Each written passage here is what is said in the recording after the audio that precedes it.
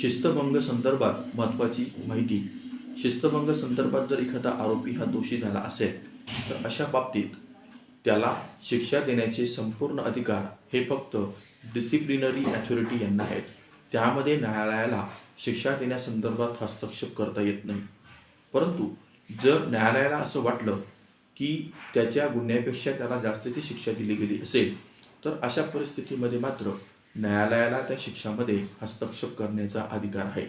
परंतु त्याचबरोबर शिक्षा किती द्यावी, किती कमी करावी, किती जास्त ठेवावी हे ठरवण्याचे संपूर्ण अधिकार मात्र फक्त डिसिप्लिनरी ॲथॉरिटी यांना दिलेले आहेत. त्यानंतर 2 आरोपी असतील तर दोघांनाही सारख्या प्रमाणात शिक्षा देणं हे डिसिप्लिनरी ॲथॉरिटीवर बंधनकारक आहे.